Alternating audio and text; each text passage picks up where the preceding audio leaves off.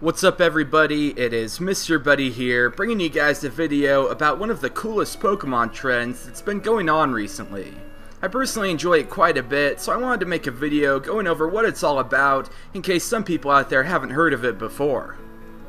So, the Pokemon community goes through a lot of trends regarding artwork and what people are into at the time.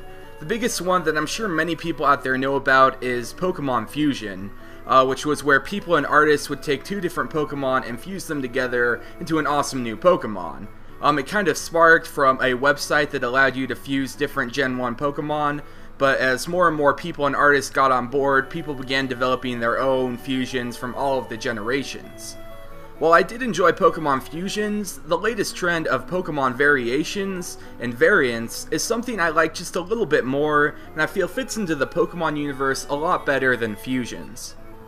What exactly are Pokemon variants and variations? Well, to put it simply, they're specific Pokemon, but with slight differences to them, which might reflect perhaps a regional difference or some kind of new adaptation that they made. I guess that wasn't really as simple as I thought it would sound, but let's take a look at some of the examples so you can get a better idea about them. A quick note to this video, but you can find a link to all of the artists whose pictures I use in the description below. Let's take a quick look at Mewdraw's interpretations of Frogadier's variants, which is one of the first Pokemon variations that I saw. So there's the original Frogadier that we all know and love, then an albino Frogadier. Nothing too out of the ordinary yet, and some might even argue that the albino variant could pass as an alternate shiny for Frogadier. Let's take a look at the others though, as Mewdraw's does something really cool with them. The other variations that this artist made were the Ghost, Yellow Banded, Fire Belly, and Blue Spotted variants. While those last three might look like just special shiny Pokemon, the cool thing about them is that they're actually based off of real-life frogs that have different appearances throughout the world.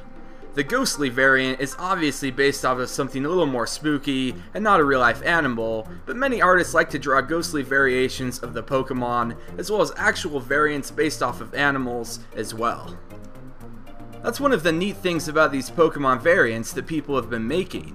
When they take a Pokemon and think of variations for it, they usually look at the animal the Pokemon is based off of and see if there's any sort of real-life variants to it, such as how Frogadier variants took inspiration from different frogs in real life.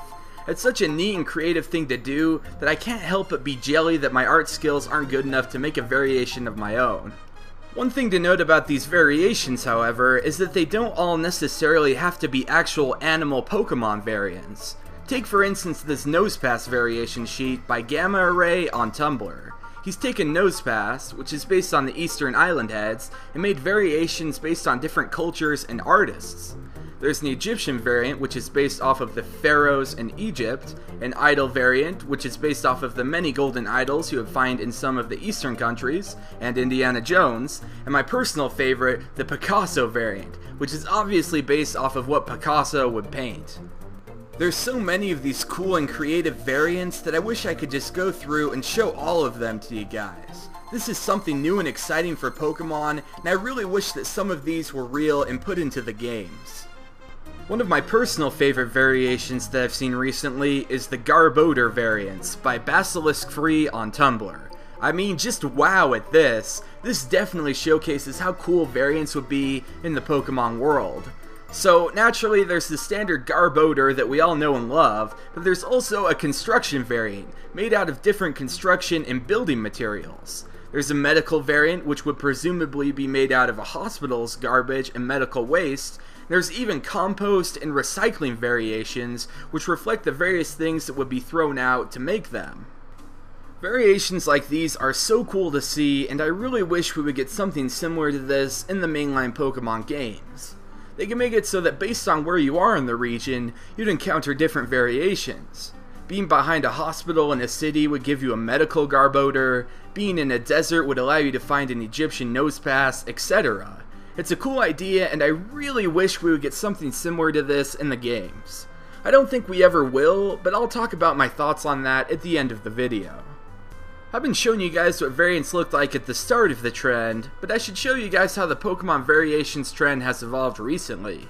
Like we've seen from some of my examples, the variants so far have all just been inspired by mostly real-life animals or real-life scenarios, such as Pokemon being from a certain part of the world, etc. Where the Pokemon variant trend has been heading now is to make Pokemon variations based on different Pokemon mating with each other. For example, let's take a look at this Chikorita variant sheet by Too Much Green on Tumblr. Rather than just making Chikorita variations based on where a Chikorita might live or adapt, he actually went the extra mile and made variants based on what Pokemon bred with the Chikorita. I'm going to quickly run down the list of the variants he made and which Pokemon mated with Chikorita for the variations to be produced. Starting off, we have the Cauliflower variant, which was made with a Whimsicott. Next up, we have Late Bloomer, which was made with a Roserade. Prairie Runner, which was made with a Tropius, Royal, which was made with a Serperior, Arctic, which was made with an Abomasnow, Potato, which was made with the Snorlax, Snow Radish, which was made with an Aurorus, Poison Ivy, which was made with a Venusaur, Wild Thorns, which was made with a Tyrantrum, Weeping Hollow, which was made with a Trevenant, Bitter Melon, which was made with a Cacturn, and Bleh, which was made with a Bleh. In case you were wondering, all of these Pokemon can breed with a Chikorita, a Bayleaf, or a Meganium, so none of these variations would be impossible from a breeding standpoint. I think that this is such a cool idea, and it's a really awesome byproduct of the whole Pokemon variant idea. To my knowledge, this is the most recent trend of Pokemon variations, so we've been seeing a lot of people making variations based on Pokemon breeding with each other. Here's another Pokemon variant sheet by Growlclawns on Tumblr, who depicts different Meowth variations and which Pokemon bred with a Persian or a Meowth.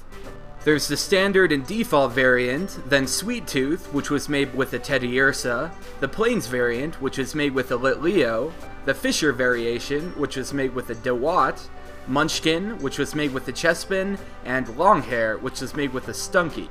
I've never really liked Meowth, but these variations are very cool. They add in more personality to the Pokemon, and it almost starts to mirror real-life animals, which is really cool to me. That's kind of the basics on Pokemon variations and some of the different ways people like to draw and portray them. My thoughts on them are extremely positive.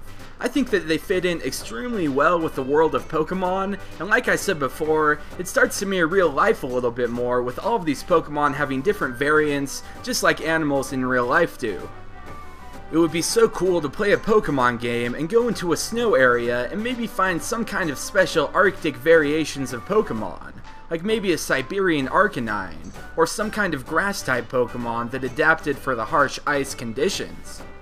Even including the Pokemon variations for different breeding would be phenomenal. There's so many cool ways they could implement something like this that it's almost depressing that they likely never will.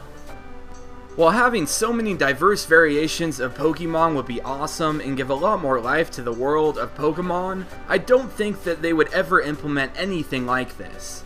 I'm not the biggest fan of Game Freak as a developer, but I really wouldn't blame them for not wanting to tackle something like this. If they ever were to include Pokemon variations, they'd have to make a brand new design and 3D model for each Pokemon variation that they included, including a Pokemon's evolution and pre-evolution as well. For example, if they included 2 variations of Totodile alongside the regular version, they would have to design and create 2 versions of Croconaw and 2 versions of Feraligatr as well. This would be a lot of work for them to do, even if only for a couple of Pokemon, and for that reason I don't think we'll ever get any sort of Pokemon variations on this scale. That being said, I think we'll still get some of the more unique Pokemon in the games. By unique, I'm referring mainly to the spiky-eared Pichu and the cosplay Pikachu costumes that we've gotten in past generations. While not technically variants per se, they do change up what the Pokemon looks like, and I think that we'll probably see more things like this in the future. As for actual Pokemon variants, I doubt we'll see anything like them, but I really want them in the games. The amount of diversity that they would bring would be more than enough for me. Honestly, if they put Pokemon variants into the games, I would be okay if we didn't get any brand new Pokemon for a generation. I think that the variations would more than make up for a lack of new Mons to capture. This has been a quick look at what exactly Pokemon variations are and just how cool and awesome they are. If you guys find any cool variations out there, feel free to leave them in the comments below because I'd love to take a look at them. Thanks for watching, and I'll catch you later.